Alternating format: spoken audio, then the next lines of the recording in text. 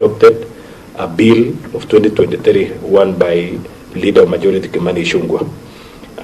It awakens some instincts that is anything happening around that we are being subjected to, because what is happening here, what is CS doing in this particular conversation?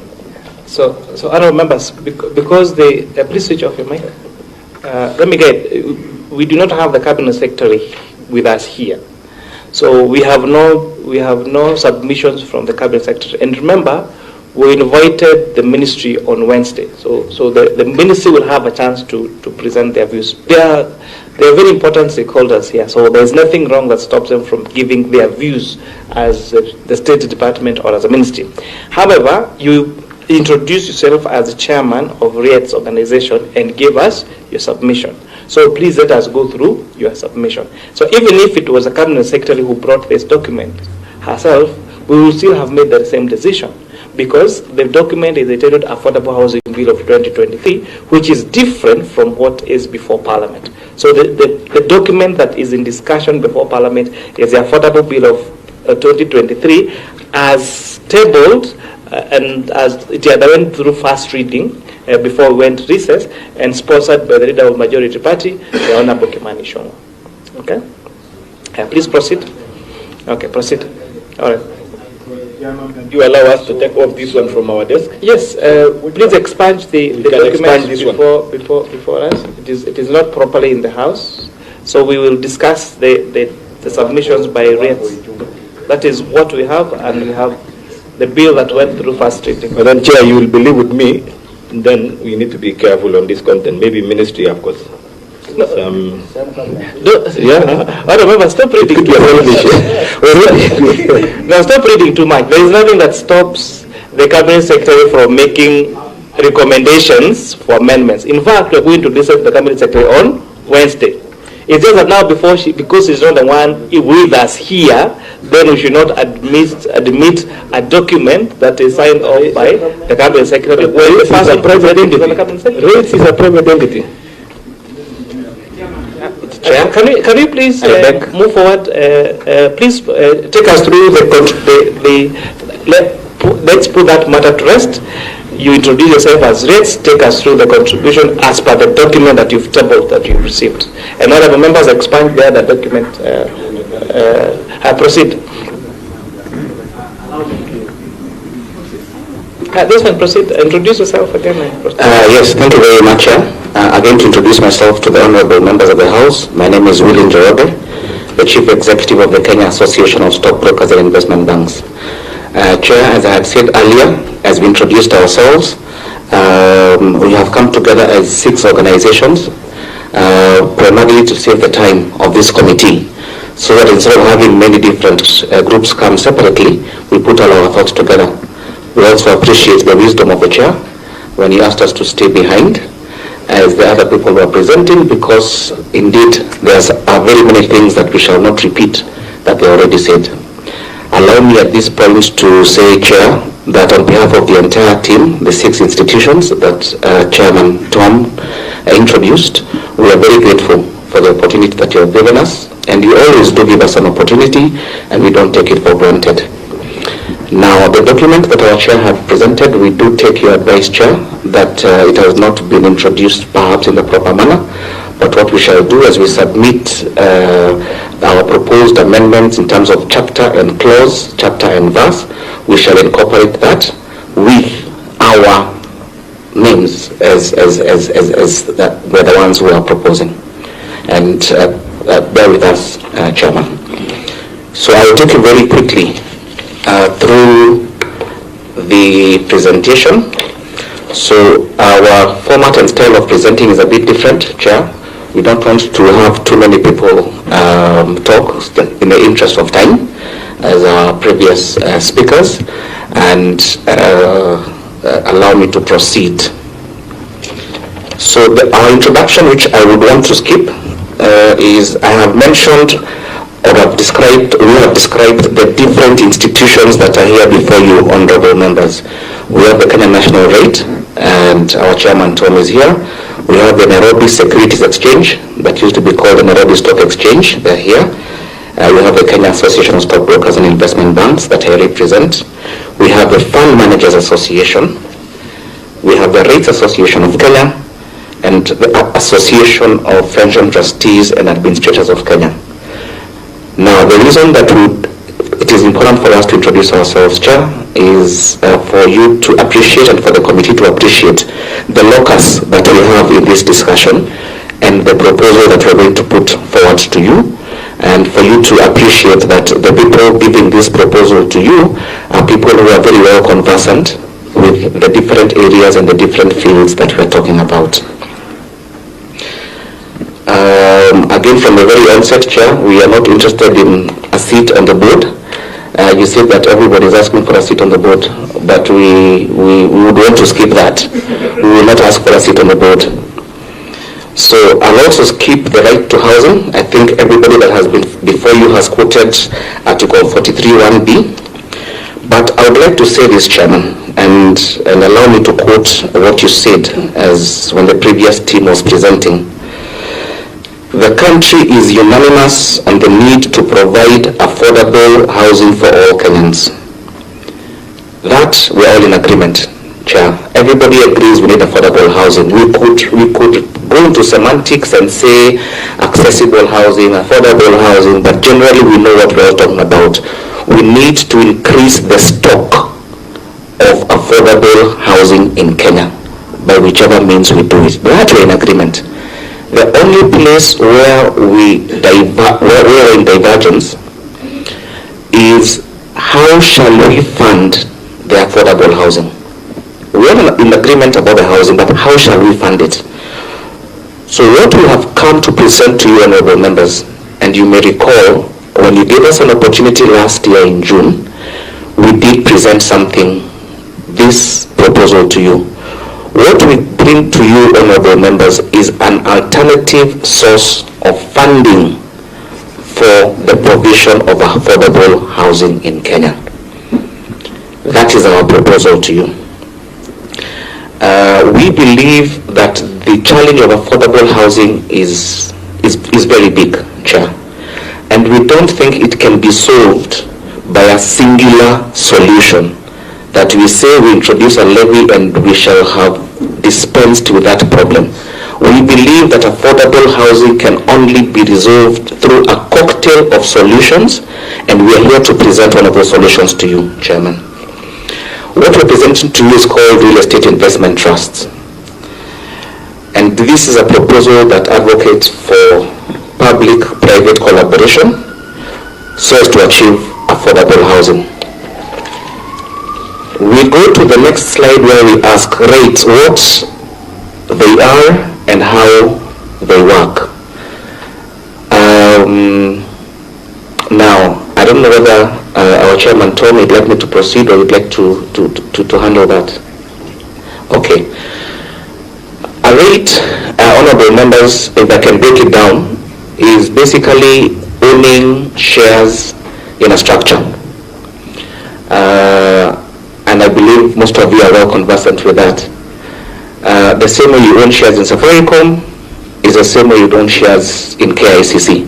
If you're to convert KICC into a real estate investment trust. So how do we use this to create or to increase the housing stock? We get the piece of land, we get the developer.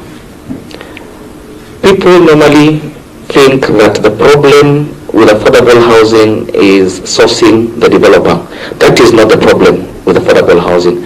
Affordable housing, the challenge is to get the off-takers of the units that you build.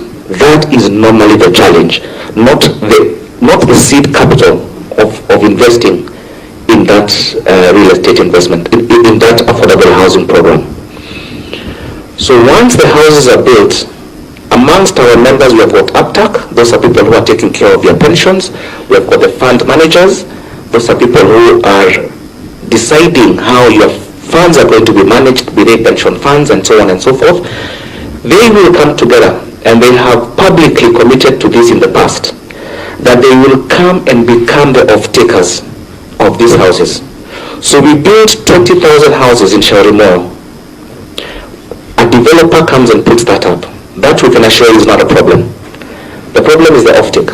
So the fund managers and the owners of these funds come together in a real estate investment trust and offtake these units.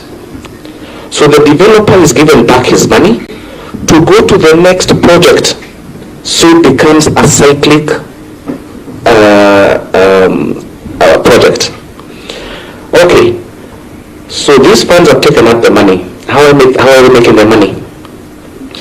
They will invest, after they invest their money in the real estate investment trusts, you and I that shall take up these houses on a rent to own system, all our rents put together at the end of the year is what becomes the dividend of the people who put their money into the real estate investment trust.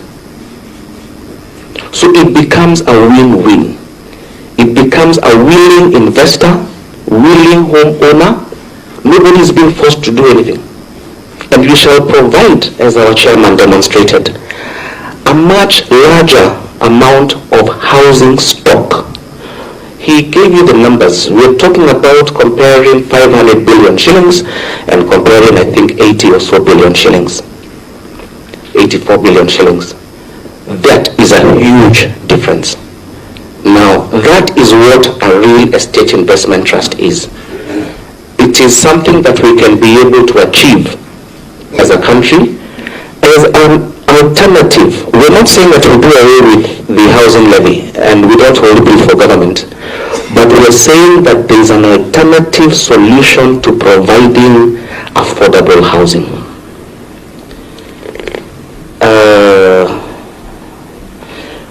This is not the first time that this idea is being tabled. Last year that one, our government under the Ministry of Investments, Industry, Trade and Investments came up with what they were calling the Sanduku initiative. And the Sanduku initiative was exactly that, to use a real estate investment trust structure to provide or to increase the housing stock in the country. There is a slide there on a look at other countries. I'd like to skip that. Maybe the members can have a look at it later. But basically the slide demonstrates how other countries across the world have used real estate investment trusts to increase their housing stock. So we're not talking about something that is not tried and tested.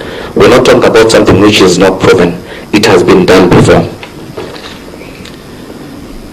The other slide on REITs and what they are and how they work, I think I've tried to explain that.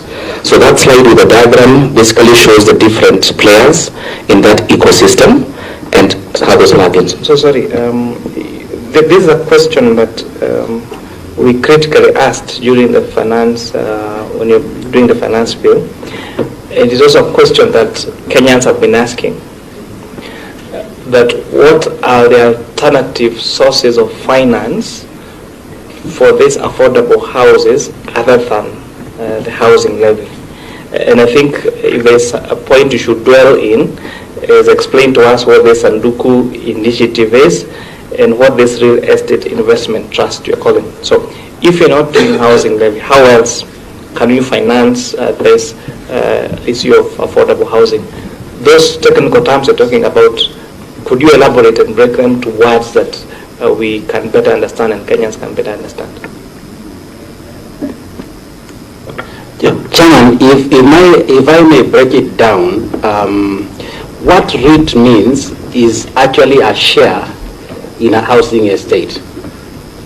So that if you build 1,000 units, each of those 1,000 units will attract a rent to own for 15 years. Financially, you can be able to amortize or estimate how much will that owner in that house pay in 15 years. Then you go to an investor who is a pension scheme or a bank or an insurance company or a SACCO and tell them, I will sell you these receivables, which I would have kept for 15 years, but you buy them now and you continue receiving the rent. Now that works in all jurisdictions, because in financial terms, I am better off buying that and giving those dividends to my members for 15 years, and I let you who is involved in development go and do another development, because you are not in the business of keeping houses and collecting rent. Now that's what we are saying. Now it has been proved that that can become an investment option. Now to demonstrate to you where the money will come from, pension schemes as we speak have a stock of 1.6 trillion. The law allows them, this house created a law, a regulation, that they could invest in such schemes up to 30%. For the last many years, we have not utilized even 0.5% because it has not been practical. The incentives to invest in that has not been advanced. And that is one of the prayers we are putting through. Now, banks invest money in TBs, in the money market. As we speak today, because of the change in interest rates, all the bonds we bought at 10%, now trading at 20%, we can't sell.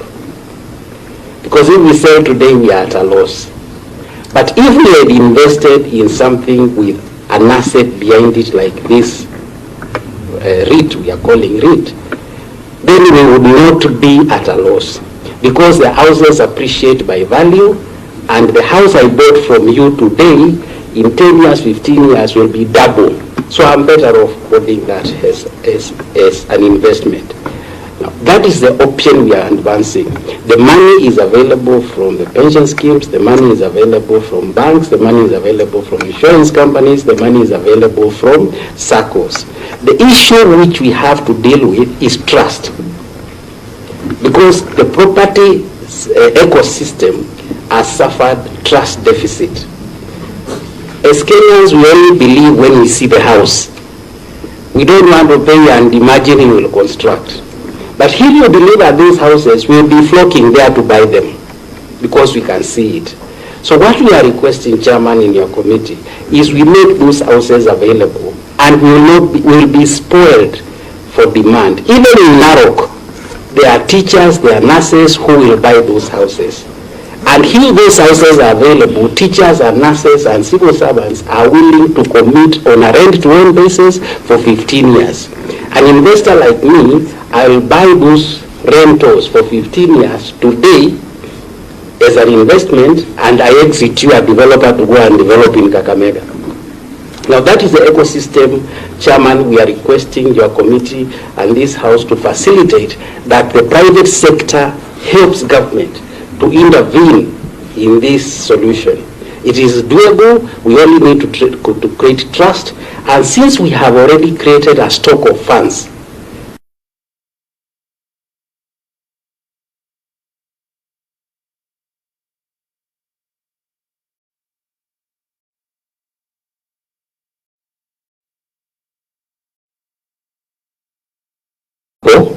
in which the government can actually invest, but the investment is very broad.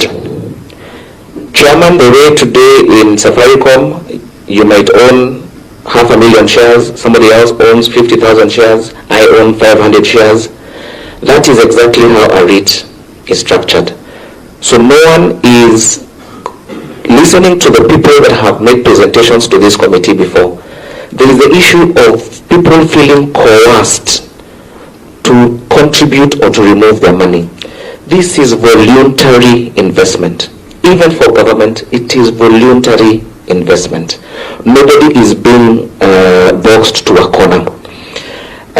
You can invest any amount, just the same way you would invest when you're buying shares. Earlier, in the previous presenters, Chair, you asked about people at the bottom of the pyramid.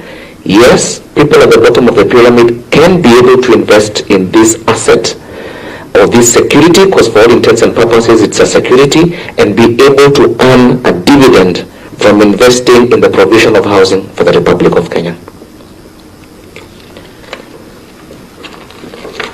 I'm going to jump, in the interest of time, I'm going to jump what we have written as our story, but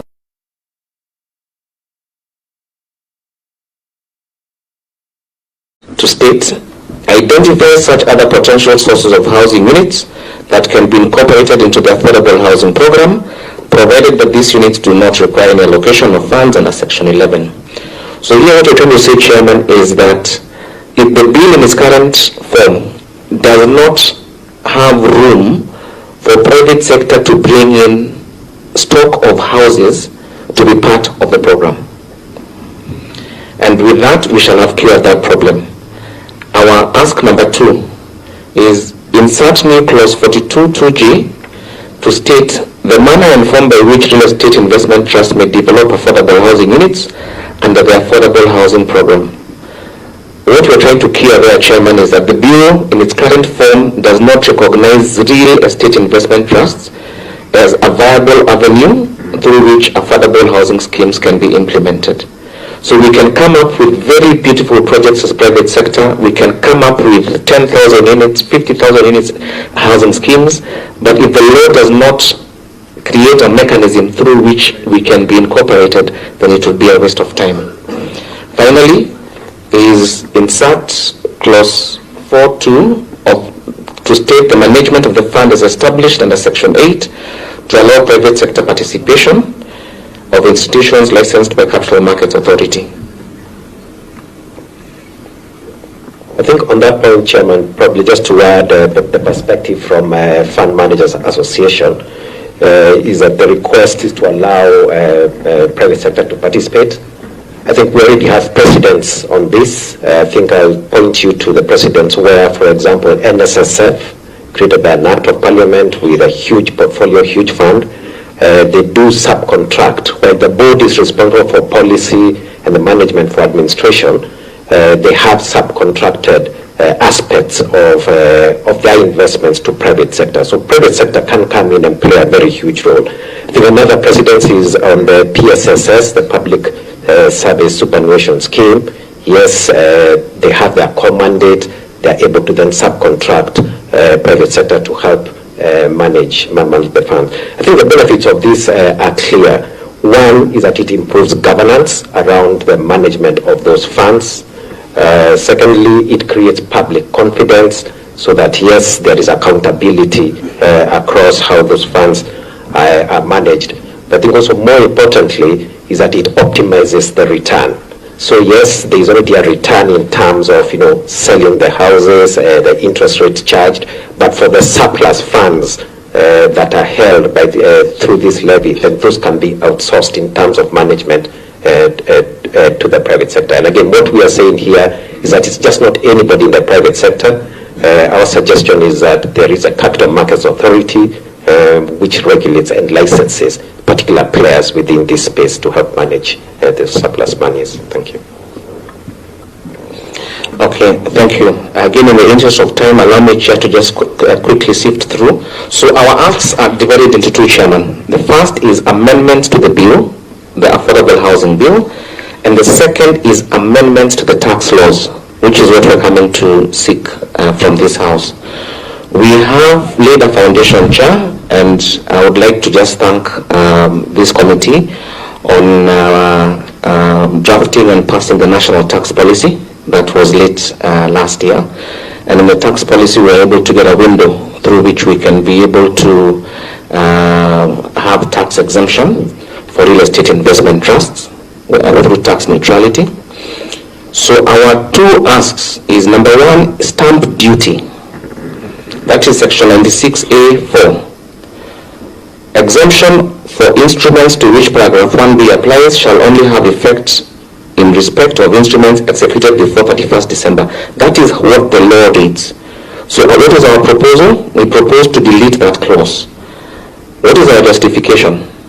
The exemption actually existed, but with a limited time frame that did not provide for sufficient time for the benefits of the exemption to be realized.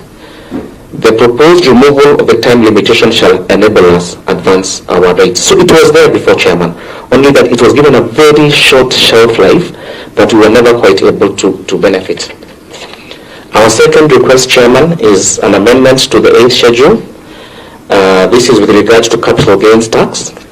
So we propose the addition of a new clause 3.4 with the following paragraph. The gain accruing on any transfer of property in any real estate investment trust regulated by CMA. Our justification is the proposed addition shall enable us exempt real estate investment trusts from capital gains tax. Chairman, our reasoning is very simple. If we're going to get into transactions where we're getting a developer to create stock of houses, then for those houses to be offloaded to investors, you're still imposing upon him or her a capital gains tax. How will they ever be able to build houses and dispose them? So it appears like we're shooting ourselves in the foot. We're trying to create stock of houses, then saying that let us tax whoever is providing the stock of houses.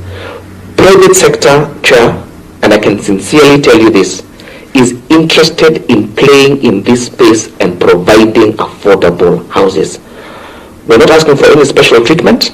All we are saying, these taxes that just make the delivery of the houses even more difficult, can we do away with them?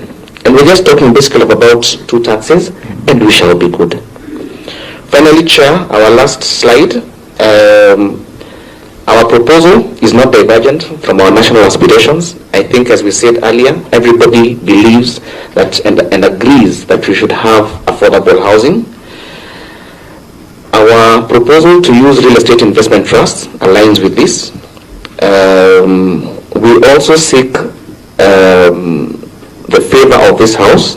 Our prayers, Chair, is that should you accept or should your committee accept our proposals, our request would be that we are the urgency of time.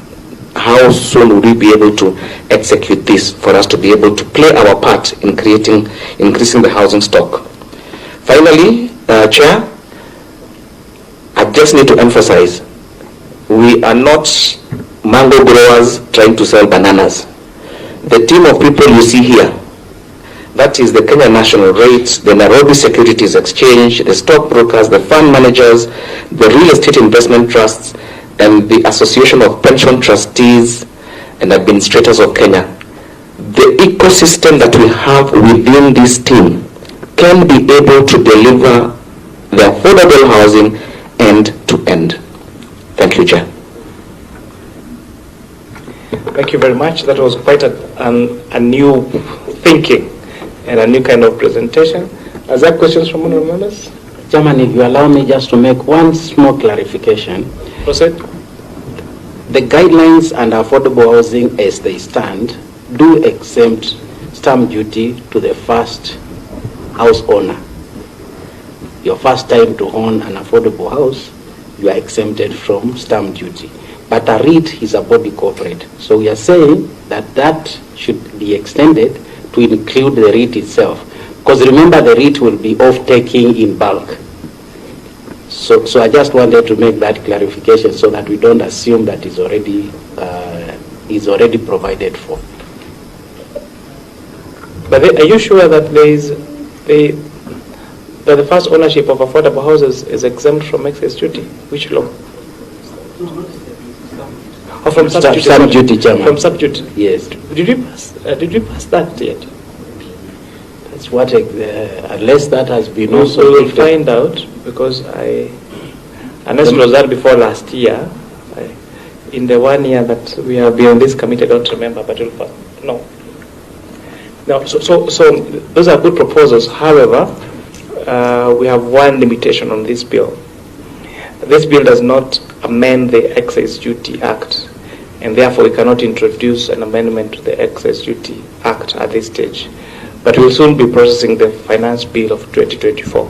So that would be a good time to sensitize this committee again on that. That's a very brilliant idea, so that we take out use of public funds, and this becomes the kickstart to the project. It builds trust in the market. It provides the funds, and then it is taken over by the existing ecosystem of the fund managers, of the circles and the REITs, and I was thinking this will even be a big boost to Nairobi Securities Exchange that we haven't been seeing a lot of activities lately. All right, kuna swali? Honorable Vice Chair. Sorry, Chair, I got late. My name is Benjamin Langat, MB Inamoy and Vice Chair. Now, I have listened to your proposal, especially in terms of fixing yourself in the sharing of the fund. You have created a space somewhere for the private sector, where you are saying up to, I think, 66%. And I heard the chairman asking, what are the alternative sources of funds? I didn't hear you where you are leaving people. You didn't get a space there. How do you propose that we get, I think that question will come out clearly. How do you propose other sources of funding to this housing other than what you are proposing in the bill?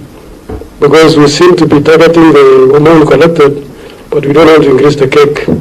So I didn't quite hear how you propose to get additional funds as experts of the money market and the capital markets.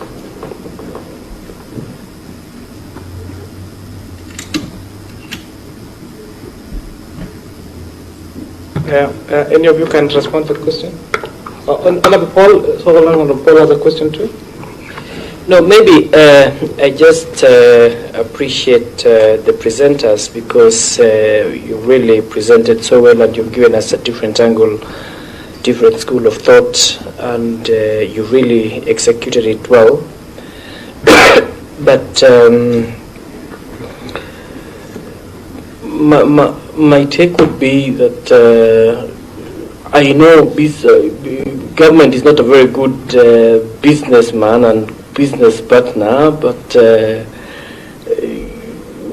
now that we are going to have, we are retreating to go and discuss about this issue, I think it is important for us as the committee members to actually try and see how to incorporate your thinkings.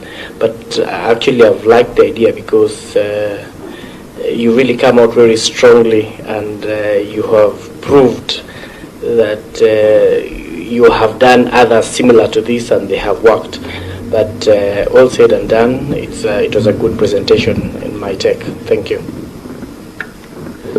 So thank you very much. Please respond briefly. Yeah, thank you, Honorable Chair and Honorable Members. I think the question was really on how are we going to make the pie to grow. And like from the Nairobi Securities Exchange, we currently have 1.6 trillion trading in shares and 4.6 trillion where we are also doing the government stock. We are looking at this real estate investment trust actually being able to surpass even that 1.6 trillion of the equity, the shares. So we are a public market. So even partnering with government, the 4.6 trillion that we've been able to help create a secondary market for is actually for government stock. So I believe we would be, and we represent the face that would be there to help government and partner with government to raise these funds. We also have within our membership APTAC, which is the pension funds. Pension funds have 2 trillion, from 1.5 to around 2 trillion currently. So from the pensions that people have, then we can use that capital efficiently to be able to make this dream of affordable housing to come to pass. So like we also mentioned, we already doing it. We have Kwetu, maybe you've seen buses going around. That's a REIT.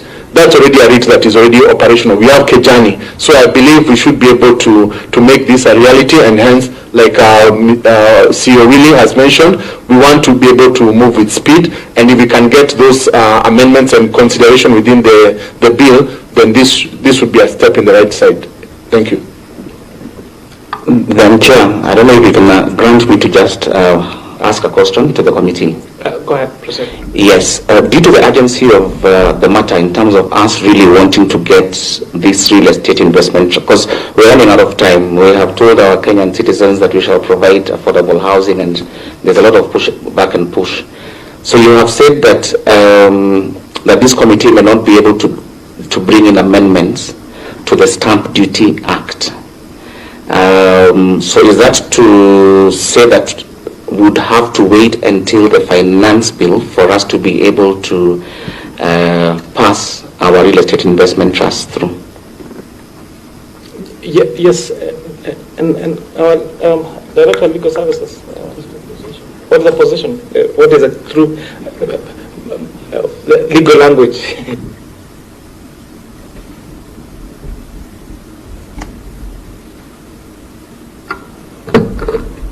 Sorry, I was absent-minded. I was responding to something from my boss. Maybe if he asks again, I'm sorry. Through the chair.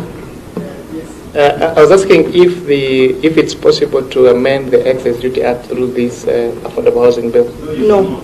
Yes. So it confirmed my communication that you cannot amend the excess duty. So exempting the transfer of real estate and exempting that from stamp duty would mean doing an amendment to the Stamp Duty Act.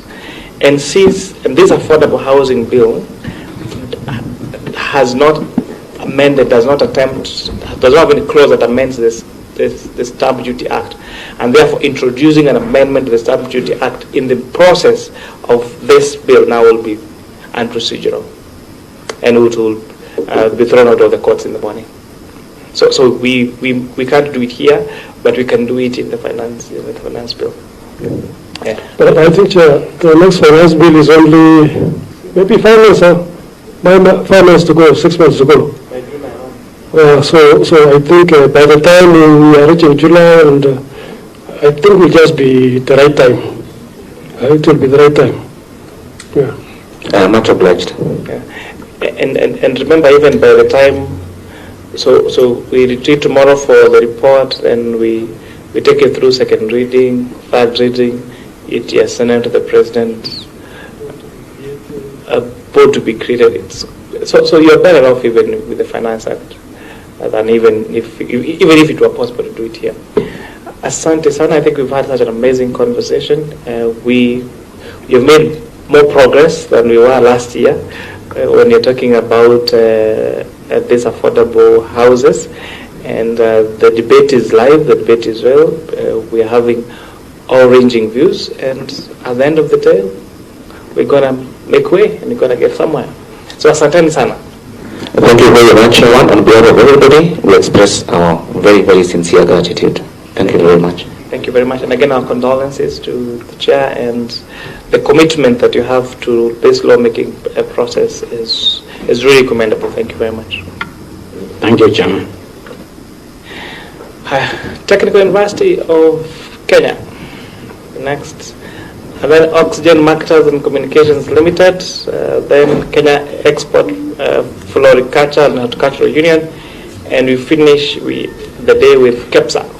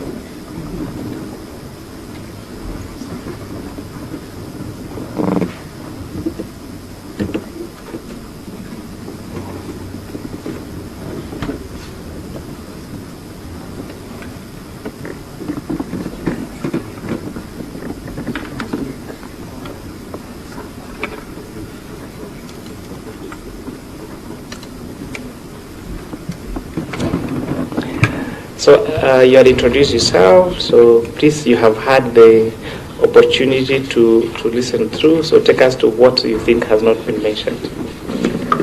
Okay, thank you very much, Honorable Chair, Honorable Members, and other stakeholders. Chair, once again, let me introduce myself. My name is Professor Dr. Engineer Benedict Tutua, the Vice Chancellor, Technical University of Kenya. I'm together with our legal officer, Madam Ruth Kirwa. Chair, I'm not standing on brief of other universities, and Chair noted through these submissions. Mzuri. Ama ile pesa inakopa kwa niaba ya raia imetumika kwa njia mzuri. That is our second role as oversight. The third role, and the reason why we are here today, is legislative role, kuunda sheria. Sisi kwa katiba under article 94 imepea bunge jukumu ya kuunda sheria. Sheria yoyote Kenya hii inaundwa na bunge.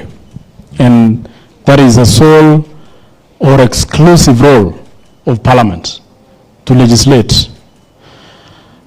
But before legislating any law, we must abide by the Constitution. And you know, of course, the Constitution under Article 1 says all powers, all sovereign power belongs to the people of Kenya and shall be exercised only in accordance with this Constitution. So sovereign powers belongs to you.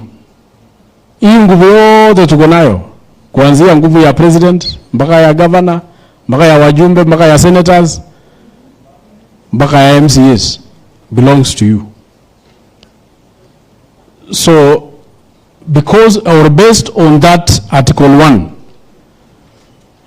Article 2 of the Constitution, Article 43 of the Constitution, inasema, and I will do it for you.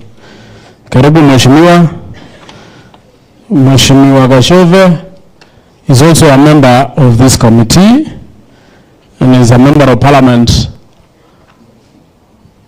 from Subukia constituency in Nakuru County.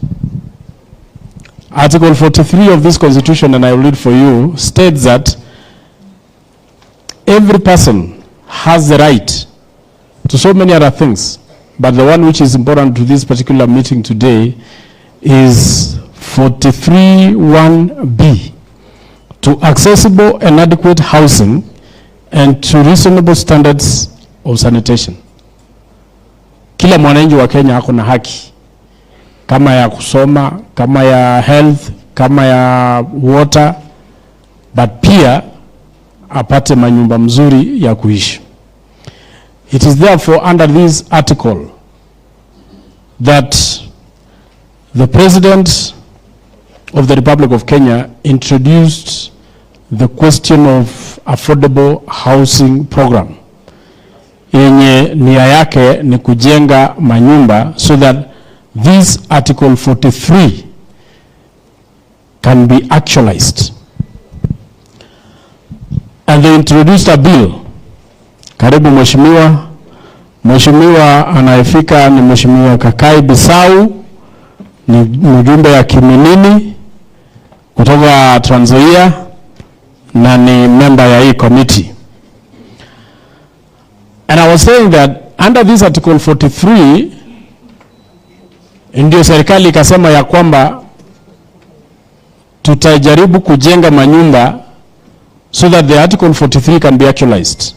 Ndio waka introduce a bill to the National Assembly, a bill known as Affordable Housing, the Affordable Housing Bill 2023.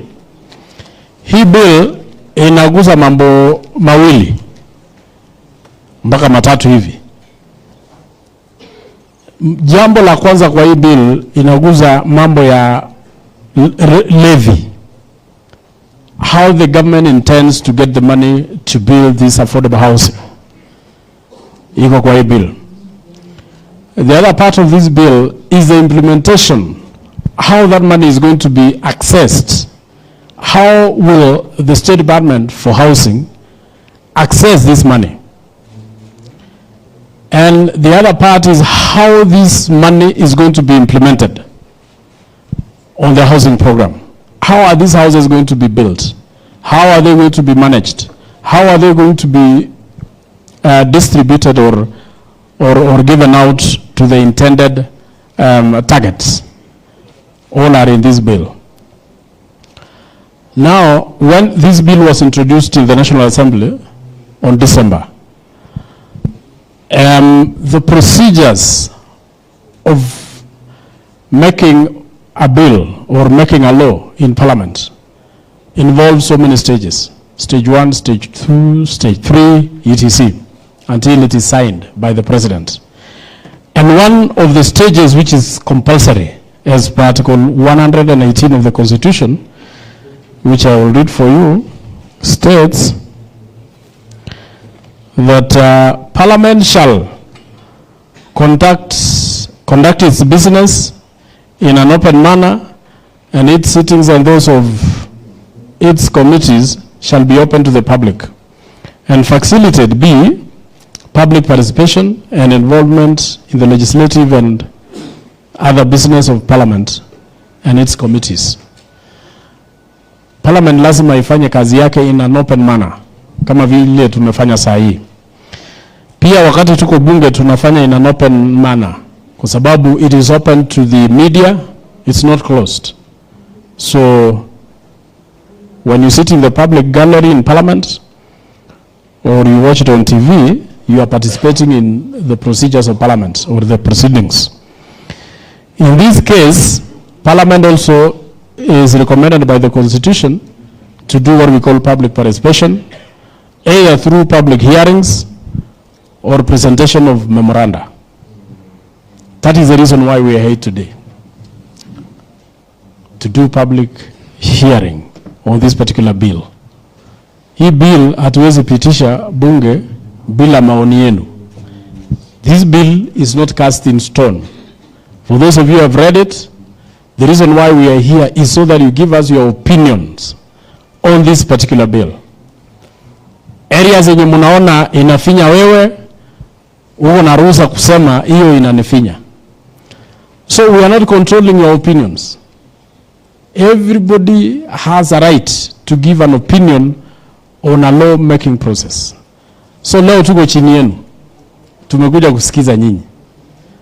We may only control the process, but your opinion we are not going to control. You give us your opinion, but most importantly, kitu ya maana ni kutuambia venye ungetaka hiyo sheria iandikwe, kwa sababu kwa mahali mingi tumeenda, mtu anaona tu mahali makosa iko, but hatoi maoni ya jinsi ya kurekebisha hiyo makosa. So what is important to us as a committee ni nyinyi kutuambia hii ingefanywa namna hii, kwa sababu all supreme powers belongs to you. Na tukishamalizana na hapa tutaenda kwingine, tunazunguka Kenya mzima. Tukishamaliza kuzunguka Kenya mzima kuchukua maoni, tunaenda kukaa, tunaangalia maoni yenu, balance between all the proposals and opinions made by the people of this republic, and we come up with one position, and then we will table the findings in Parliament, and then Parliament shall debate all the issues that are in that bill.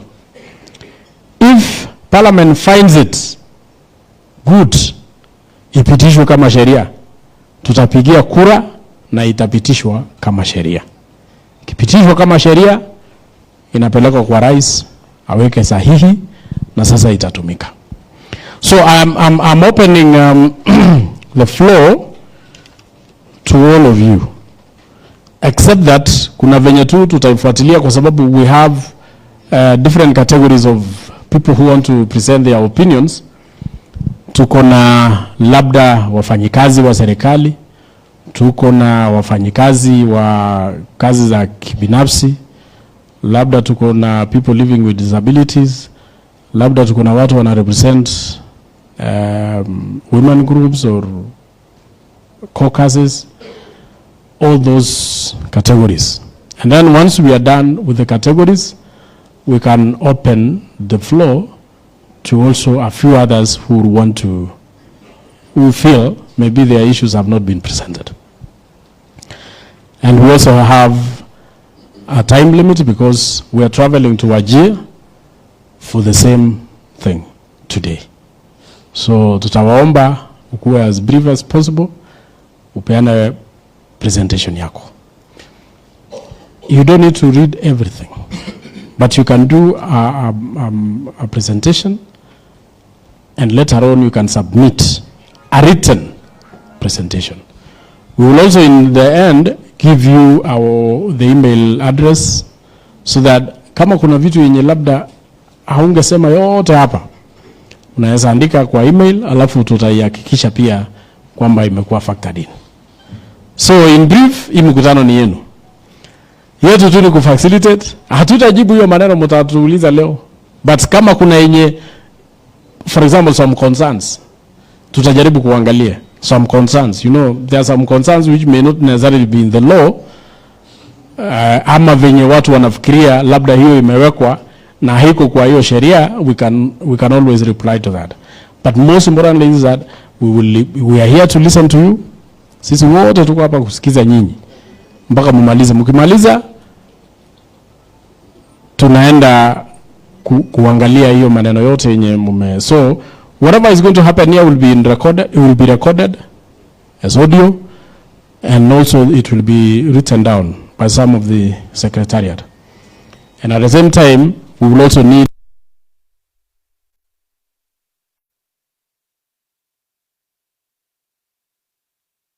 inaendelea kuyoyoma. Tunataka kupea nyinyi nafasi mufanye presentations yenu. Another thing which I would also wish to request ni kwamba hatutaki ikuwe ni kama maswali na kujibu. Tunataka ikuwe ni maoni ya kusema this is what I think, this is how this law should be done. And then we avoid kujibizana. Labda mwingine ameongea yake, wewe unajibu unasema hiyo yako hapana. You address this meeting through the chair. You don't address Mheshimiwa Pasaris, even if she is your member of parliament. She is here as a committee. As a committee, you address her through me. Same case with Mheshimiwa Bisau, Mheshimiwa Karauri, Mheshimiwa Jane, and Mheshimiwa Gashove. Address all these people through me. And they will also address you through me.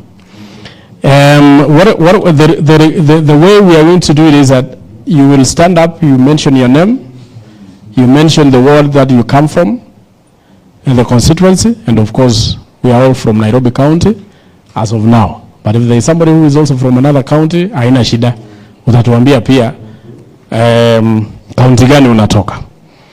I think we are good to go. Mheshimiwa Gashove, uko na jambo? Mheshimiwa Bisau, good.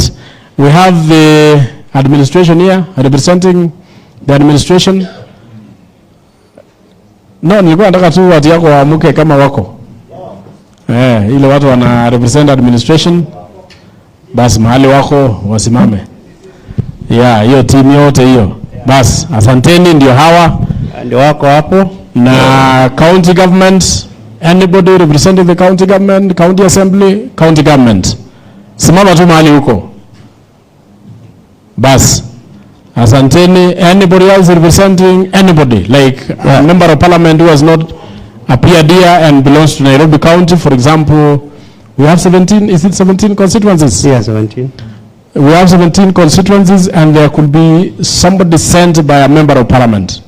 Amuke nione? Yes. Yes.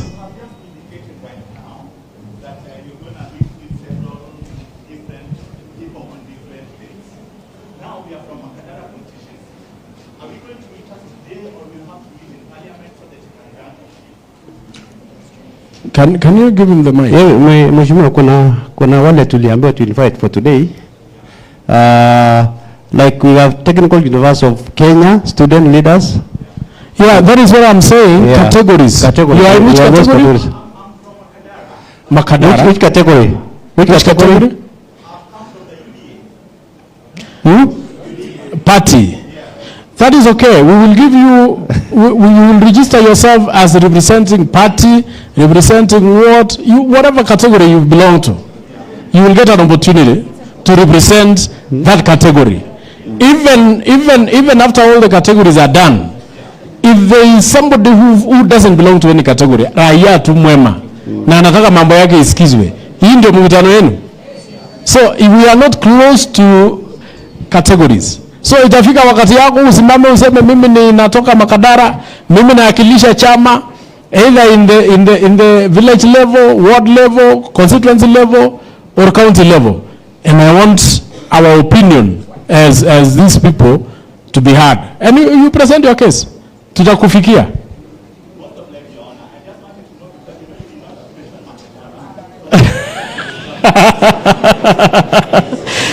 I think sawa. I think this is Nairobi. I think mwenye alikuwa anataja majina ya constituencies alitaja mpaka mahali akachoka. Haukutaja Makadara. Sikutaja Makadara. Yes, Makadara mupo. Basi buirwa mikono. Sawa. Ulisahau. Which constituency tena ijatajwa? Dagoreti North, mkono juu. Dagoreti wako. Dagoreti South. Gani ingine? Embakasi Central, Embakasi North, Embakasi South, Embakasi West. Kwa niko West, South na East na which constituency ijatajwa tena? Yes. Lang'ata, wapi watu ya Lang'ata? Wapi watu ya Ruaraka kwa TJ? Yes. Mathare. Wapi watu ya Mathare? Weka mkono juu. Nairobi yote iko hapa. So asanteni sana. Please, when you rise to speak, mention your ward, mention your constituency so that we can know your constituency is represented. Asante sana. And now I will welcome the facilitator to take us through the opinions ya different categories. Asanteni sana, karibuni. Thank you, Chair. Mheshimiwa. We have these categories here so that mtu asione amefungiwa nje. Na Mheshimiwa ameongeza kwamba anybody from Nairobi you are free to contribute whatever you have. But we have Kenya associated by Kenya Associated Manufacturers, Technical University of Kenya, student leaders, the National Industrial Training Authority, NITA. We have Kenya Pentecostal Churches, Bishops, KCB Foundation, Supreme Council of Kenya Muslim, National Council of Persons Living with Disability, Matatu State Welfare Association, Chwakali Constructors, National Umbrella, Konkamka. We have South B Youth Association, Mukuru Slum Residents, Youth Workers and Chwakali, Kikomba Artisans and Traders Association, Dagoret Landowners Welfare Association, Mukuru Met Site Workers, Mwananchi, Nyumba Kumi, Community Leaders, University of Nairobi, Vice Chancellor, I think. And then we have MP, Honorable KJ, Honorable Mejandong, women leaders and the rest. So all of us are here representing different categories. So ukiwa na jambo, unaamka unasema vile umeambiwa taja jina lako, mahali unatoka na mambo kama haya. So I think we are ready to go, Mheshimiwa. So karibuni, uwanja sasa ni wenu, tuchangie mambo ya housing. Bwana DCC? Yes. Category 1. Okay. Unaita tu mtu ya category 1, mtu ya category 2. Wanaendelea namna hiyo. Anybody representing Kenya Association of Manufacturers? Anybody?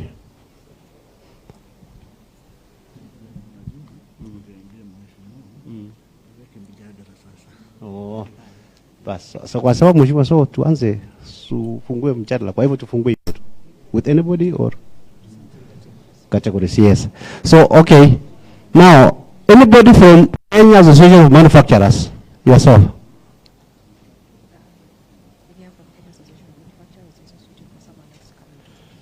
Oh, you cannot do it for now. Now she's here, but somebody else is coming to do it. Technical University of Nairobi students, Technical University Chuk, student leaders, karibu. Kuna microphone ingine? You can from there.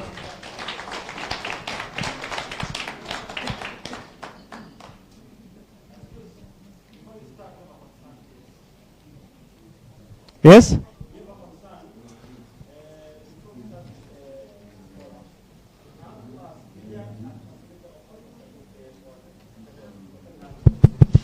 Huh? Translator. Actually, yeah, of course, we need to have somebody for the sign language. Where is the surgeon at arms? You facilitate somebody who will be assisting those. Of course, you have to consider it very fast. But we can proceed while we are working on that. Is there somebody in the audience, within this audience, who can do that? Please. Yes, please, asante. Wewe kuja hapa mbele, usaidie wenye wako huko. Kama kuna mtu anaweza kujitolea for now.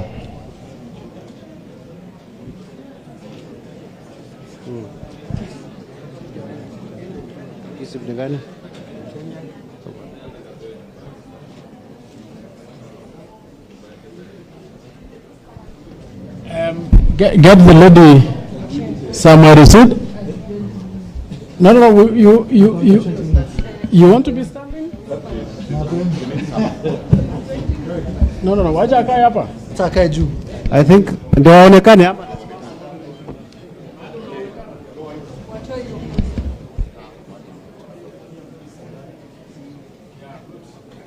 Thank you. What's her name?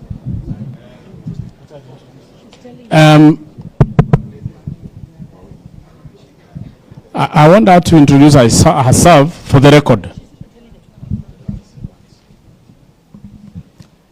Hello. Hello, my name is Diana Jones from Kasarani constituency. Also, I'm a member of Bunge la Disability Nairobi Network.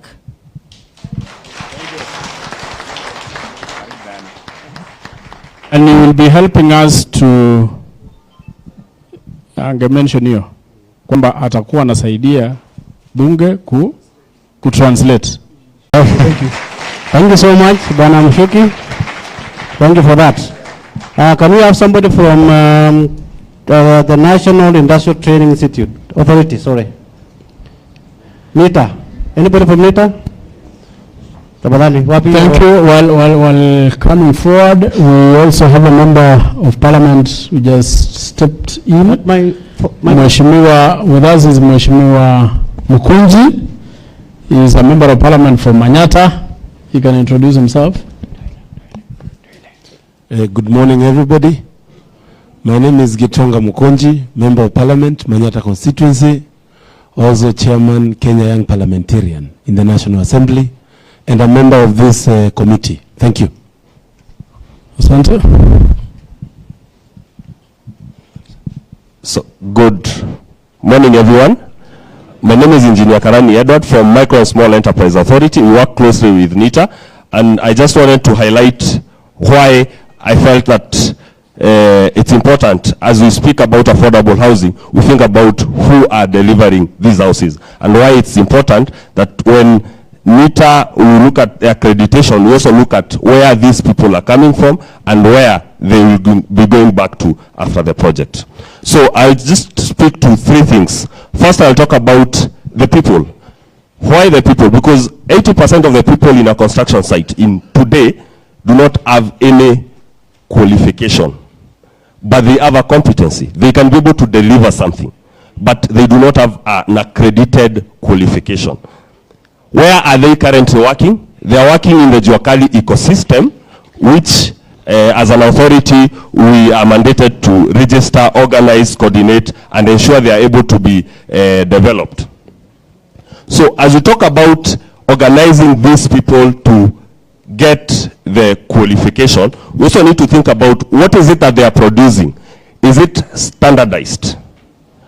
And I speak to the fact that the pilot project, affordable housing project, which the Juakali sector was involved, that is Park Road, and I believe I've seen quite a number of artisans who participated. Kamukonji, Ngong Road, Karioko, Kariobangi, any of those members here, I interacted with quite a number. You can just stand and wave.